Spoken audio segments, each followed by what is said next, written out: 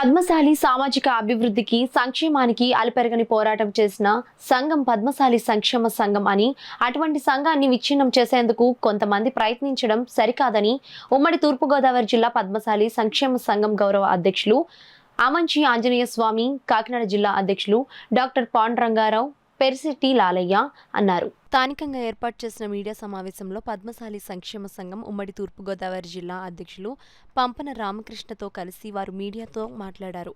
ఈ సమావేశంలో సంఘం నాయకులు భాస్కర్రావు, నేమని ఆదివిష్ణు, బుల్లేశ్వరరావు, కొండబాబు, పొరగంటి సీతామహాలక్ష్మి, నాగబాబు తదితరులు పాల్గొన్నారు. ఈ రోజున పంపన రామకృష్ణ గారికి జరిగిన అవమానం చాలా తప్పుగా అనిపిస్తుందండి. ఎందుకంటే గత 20 సంవత్సరాలుగా కూడా పంపన రామకృష్ణ అన్నయ్య గారు ఎంత కష్టపడ్డారో మా కళ్ళతో మేము చూసామండి. ఎందుకంటే ఆయన ప్రతి కష్టాన్ని ఆయనదే అనుకుంటారు, ప్రతి కష్టాన్ని ఆయన ఎన్నో సంఘాలని ఆయన ఏర్పాటు చేశారు. ఎంతోమందిని ఆయన మన కులం మనందరం ఒక తాటి మీద నడవాలి అని ఒక బాట వేసారండి. ఆయన ఆ బాట వేసి నడిపిస్తాం, అందరం కూడా ఆయన వెనకాల ఉన్నాం, నడిపిస్తాం. మమ్మల్ని ఈ రోజున ఆయన ఎంత గౌరవంగా మమ్మల్ని చూస్తున్నారు. కాబట్టి మీరు ఎటువంటి పరిస్థితుల్లోని కూడా ఆయన అవమానించడం పద్ధతి కలిపి ఎన్నికలు నిర్వహించి ఇచ్చిందే కానీ ఇక్కడున్న మనుషుల ద్వారా కానీ లేదు చెబుతున్న వాళ్ళ దగ్గర కానీ మోసం చేసి ఏదో పొరపాటు చేసి ఇచ్చి దాక్షిణ్యాల మీద ఇచ్చింది కాదు. ఆయన అధ్యక్షుడిగా ఎప్పుడు వరకు ఉంటాడంటే మళ్ళీ వీళ్ళందరూ కలిసి ఈ యొక్క సంఘాలన్నీ కూడా ఎన్నికల్లో పాల్గొని అప్పుడు తీసే అధికారం వారికి ఉందో కానీ నాకు లేదని తెలియజేస్తున్నా, వాళ్ళకు కూడా లేదని సభాముఖంగా తెలియజేస్తున్నా. ఇది పక్కన పెట్టండి. గత 2013 నుంచి అంతకుముందు నుంచి 2013 నుంచి అనేక సుమారు 10-15 ఉద్యమాలు జరపటం కానీ మీటింగులు పెట్టడం కానీ జిల్లా నలుమూల 19 నియోజకవర్గాల్లో గతంలో ఉమ్మడి తూర్పుగోదావరి జిల్లా పెట్టిన విషయం ప్రతి ఒక్క పద్మశాలి సోదరుడికి తెలుసు. అంతేకాకుండా మన చేనేత కులాలంతా కూడా కలిసి ఉండాలనే ఒక సంకల్పంతో అంత చేనేత కులాల్లో ఉండే కులాలన్నీ కూడా మమేకపరిచింది అని కూడా మీకు అందరికి తెలుసు. కానీ కులాన్ని బలహీనపరచకూడదు. డాక్టర్ బాబాసాహెబ్ అంబేద్కర్ వారి యొక్క కులానికి చెప్పాడు, ఏమని చెప్పాడు? ఇంతవరకు ఈ యొక్క రథాన్ని ఇక్కడ వరకు లాక్కొచ్చాను, మీరు కొట్లాట పెట్టుకొని దీన్ని వెనక్కి నెట్టద్దు. మీకు ఈయనకైతే నేను ఎక్కడికి తెచ్చానో అక్కడి నుంచి ముందుకు లాగండి అని చెప్పాడు. కాబట్టి మనం కూడా అటువంటి అడుగుజాడల్లో నడిచి పంపన రామకృష్ణలాగా మేధావిగా ఇంకోటి ఉంటే గురువారిని చెప్పినాడు పోటీపడి ఎన్ని కాండి చేస్తాం.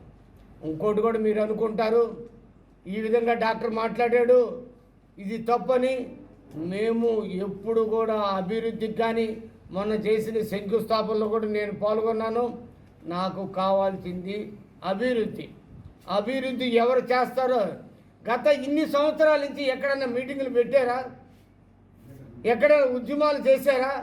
మన కులంలో కాలిపోయినారని, వాళ్ళకి అనారోగ్యంగా ఉన్నాడని అనేక తడవలు ఈ యొక్క కేజీహెచ్లో జిల్లాలో ఉన్నటువంటి జిల్లా సాధారణ జనరల్ హాస్పిటల్ సేవలు అందుకోలేదా మన వారు? మీరు ఆయన చేత సేవలు చేయించుకోలేదా? ప్రెస్ ముందు మాట్లాడచ్చు కదా. మీరు ప్రెస్ ముందు మాట్లాడిన ఎలా చంపేస్తాను పంపన రామకృష్ణ గారు ఎలా చేస్తారని మీరే మాట్లాడచ్చు కదా. అంత భయమే మీకు?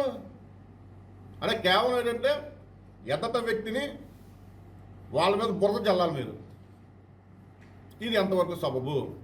ఇది ఒక పాయింట్. ఈ చంద్రబాబు గారికి చెప్పే పాయింట్. రెండోది, నిన్న కాక మొన్న వచ్చి నెక్కర్లు వేస్తున్నారు కుర్రోళ్ళు.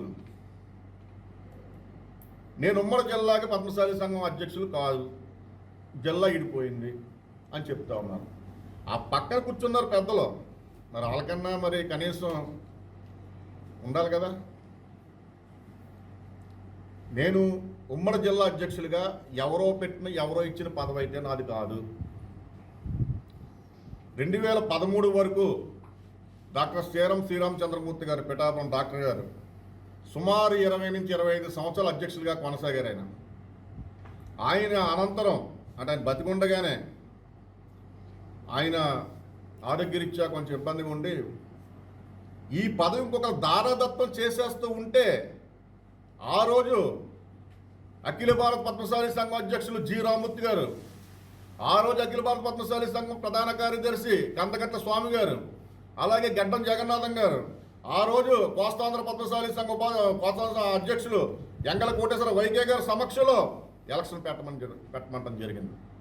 ఆ రోజు ఎలక్షన్ పెట్టడం జరిగింది. మొత్తం జిల్లాలో సుమారు 100 సంఘాల పైబడి 2 నుంచి 3 వేల మంది లేడీస్ క్లబ్లో ఎలక్షన్ జరగడం జరిగింది. అక్కడే తెలిసింది కదా మీ సత్తా ఏంటో, నీ బండాసారు అంటే ఆ రోజే బయటపడ్డది కదా.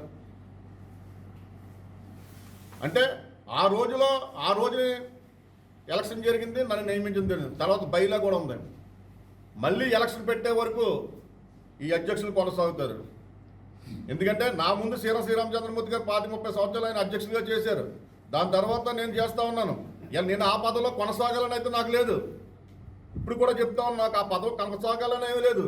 మీకు ఓపుకుండి మీకు చేద్దామని ఉంటే ఎలక్షన్ పెట్టి ఆ పదవి మీరు బ్రహ్మాండంగా తీసుకోవచ్చు. హ్యాపీగా నేను దానికి ఆహ్వానం పలుకుతాం. అక్కడ నుంచి ప్రారంభమైంది. ఏమిటి రామకృష్ణ గారికి ఇంత ఖ్యాతి రావడానికి కారణం ఏంటి? మనందరం చేస్తే ఈయనొక్కడి పేరు వచ్చిందంటే అందరికీ పేరు రాదు, ఎవరో ఒకరి నాయకుడు ఉంటాడు. దానికి వ్యక్తిగతమే ఆయనకు వచ్చిందండి, ఆ పేరు నాకు రాలేదని చెప్పేసి దుర్బుద్ధుడు అప్పటి నుంచి మొదలుపెట్టి అనేక రకాల కార్యక్రమం చేసి ఇంకా ఈ సంఘం ఉందండి. అది 2013లో మనం ఇక్కడ పద్మశాలి సంఘం చొప్పున ఏర్పాటు చేసుకుని ఎలక్షన్ పెట్టడం జరిగింది. ఎలక్షన్లో తారుమారు చేయడానికి చాలా మాత్రం ప్రయత్నాలు చేశారు. ఏం చేద్దంటే బ్యాలెట్ పేపర్ ఉపయోగిద్దామని కొంతమంది అన్నారు. అలా కాకుండా మెజార్టీ నిరూపిద్దామంటే పద్మశాలి సంఘం ఇక ఉమ్మడి జిల్లాలో అందరూ కూడా ఎలక్షన్ నిర్ణయం చేసి దాంట్లో ఏకైకంగా మామూలుగా రామకృష్ణ గారిని నిర్ణయించడం జరిగింది. అప్పటి నుంచి కూడా కొనసాగుతూనే ఉంది. తర్వాత 3 జిల్లాలుగా మారినా కానీ ఇది మళ్ళీ 3 జిల్లాలకు కలిసి ఎలక్షన్ పెట్టిందాక ఇది కొనసాగుతూనే ఉంటుంది తప్ప ఇది లేదని నిరూపించుకోవడానికి ఏం లేదు. ఏం చేద్దంటే ఎక్కడ కార్యక్రమం ఏదైతే జరిగినా కులంలో ఉన్న వారికి ఏ కష్ట నష్టాలు వచ్చినా కానీ వెంటనే వారికి సమస్యలు పరిష్కారం చేస్తున్నది ఏకైక వ్యక్తి పంపన రామకృష్ణ గారు. అది జగమెరిగిన సత్యం.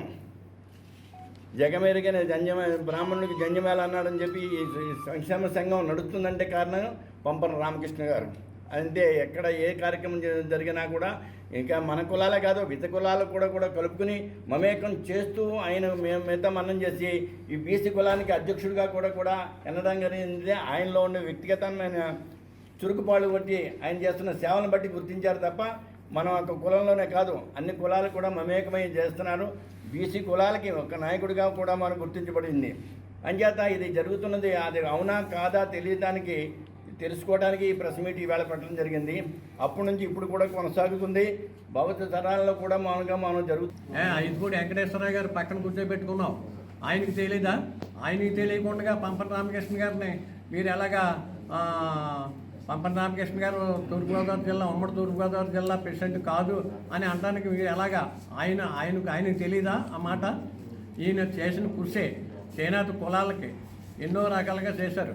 అప్పుడు ముఖ్యమంత్రి వైఎస్ రాజశేఖర రెడ్డి గారి దగ్గరికి వెళ్ళి మమ్మల్ని అందరినీ తీసుకుని వెళ్ళి అప్పుడు చేనేత రుణమాఫీలు 110 కోట్లు రుణమాఫీ చేయడానికి కారణం కృషి చేసిన ఆయన ఎంతో కృషి ఉంది. తర్వాత 2009లో ఉమ్మడి తూర్పుగోదావరి జిల్లా అంతా తిరిగి అలా ఉమ్మడి తూర్పుగోదావరి జిల్లాలో చేనేత కార్మికులు ఎంతమంది ఉన్నారో ఎన్ని కుటుంబాలు ఉన్నారో మీకు ఏమన్నా తెలుసా? అలా అందులో వాటర్స్ ఎంతమంది ఉన్నారో తెలుసా? ఉమ్మడి తూర్పుగోదావరి జిల్లాలో 380,000 వాటర్స్ 3,80,000 వాటర్స్ చేనేత కార్మికులు ఉన్నారు.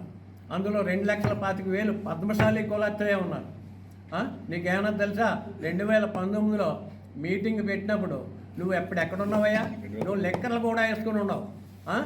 కానీ ఇప్పుడు ఈ 6 రోజుని పంపన రామకృష్ణ గారి గురించి నువ్వు ఏలేట్ చూపిస్తున్నావా? 2009లో మా ఉమ్మడి తూర్పుగోదావరి జిల్లా అంతా తిరిగి మొత్తం అంతా కలిపి మొత్తం పెద్దలందరినీ తిప్పి మొత్తం కాకినాడ వేదికగా చేసుకుని అక్కడ మీటింగ్ పెట్టి చేనేత శంకారావు అని పూజించి ఆ సభని విజయవంతం చేసిన ఘనత ఆయనకు ఉంది. ఆయన వెనక ఉన్న మొత్తం చేనేత కార్మికులకి అందరికీ ఉంది. ఇది మాత్రం మర్చిపోవద్దు. కానీ మీరు అవాక్కులు సవాక్కులు మాట్లాడారంటే మర్యాదగా ఉండదు. మీకు ఇదే చెప్తున్నాం. ఇది హెచ్చరిక అనుకుంటారో లేదా ఏమనుకుంటారో తెలీదు, కానీ జాగ్రత్తగా మాట్లాడుతూ నేర్చుకోండి.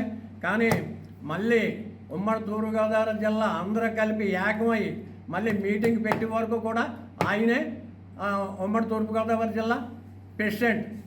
ఇది సత్యం.